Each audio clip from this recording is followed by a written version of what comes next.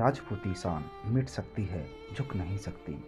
इस कहानी में प्यार है, साजिश है, जंग है और बलिदान भी। यह कहानी सिर्फ राजा और रानी की नहीं, बल्कि पूरे चित्तौड़ की वीरता की है। तो चलिए समय के पहिए को पीछे घुमाते हैं और चलते हैं उस दौर में जहां तलवारें गरजती थीं और वीरांगनाएं इतिहास रचती थी। चित्तौड़गढ़ का किला जिसकी दीवारों पर सूरज भी गर्व से चमकता था। राजा रतन सिंह एक वीर योद्धा और उनकी रानी पद्मावती जो सिर्फ सुंदर नहीं बल्कि बुद्धिमान और वीर भी थी। पूरा महल उनकी प्रेम कहानी का गवाह था।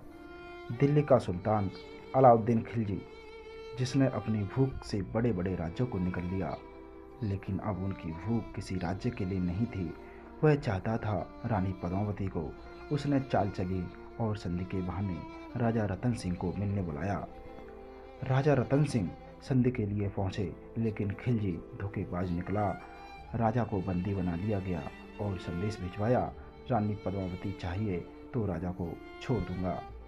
रानी पद्मावती डरने वालों में से नहीं थी। उन्होंने योजना बनाई, सैनिकों को फालिकियों में छुपाया और खिलजी के शिविर में जा पहुंची। वहाँ एक पल के लिए ऐसा लगा जैसे माँ दुर्गा युद्ध भूमि में उतर आई हो। चित्तौड़ जल उठा, तलवारें टकराई, वीरों ने लहू बहाया। राजा रतन सिंह ने अपनी अंतिम छड़ी तक युद्ध किया, लेकिन पीठ पर नहीं छाती पर वार खाया। युद्ध के बीच रानी पद्मावती राजा से मिली। खून से लथपथ राजा ने कहा, रानी, चित्तौड़गढ़ की लाज अब तुम्हारे हाथ में है। रानी की आंखों में आंसू नहीं, ज्वाला थी। जब रानी को पता चला कि खिलजी की सेना अब चित्तौड़गढ़ में घुसने वाली है, तब उन्होंने सौभाग्य से पहले बलिदान को चुना। हजारों राजपूत स्त्रियों के साथ रानी अग्निकुंड में प्रवेश किया, मगर खिलजी के हाथ हमारी छाया भी नहीं लगेगी।